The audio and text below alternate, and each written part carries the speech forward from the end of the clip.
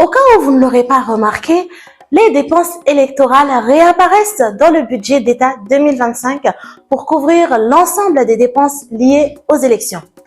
Mais, cela ne veut pas dire qu'il y aura des élections en 2025.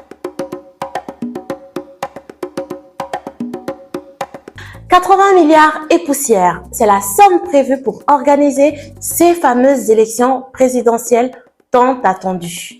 Même si aucun détail n'a été donné sur la façon exacte dont ces fonds seront dépensés, elle est jugée trop élevée pour certains observateurs. D'autant plus que la transition n'aura organisé que la présidentielle.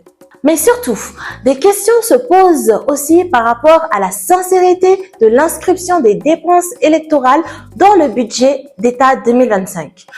Alors, on se demande s'il y a une réelle volonté d'aller vers des élections ou bien c'est juste une manière pour rassurer et attirer les partenaires techniques et financiers face à leur réticence d'investir actuellement dans notre pays. Et la question est tout à fait légitime, vu qu'en 2024, c'est à la toute dernière minute que le budget pour les élections avait été retiré du budget d'État 2024.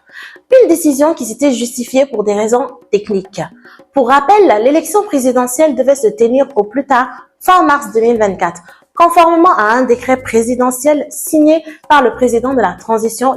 Et on sait quelles ont été les conséquences du report des élections, des tensions entre la classe politique et les autorités de la transition.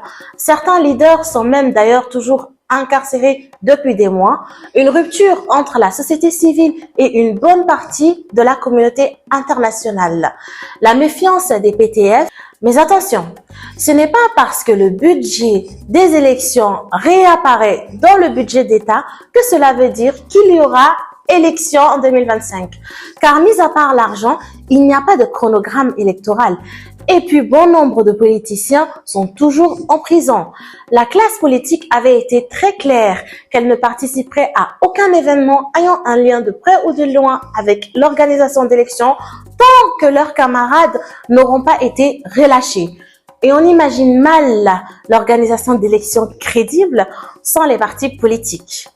Alors, pour réellement voir la concrétisation de l'organisation des élections présidentielles, il faut une paix avec les acteurs politiques et bien sûr la diffusion d'un calendrier électoral établi avec la classe politique.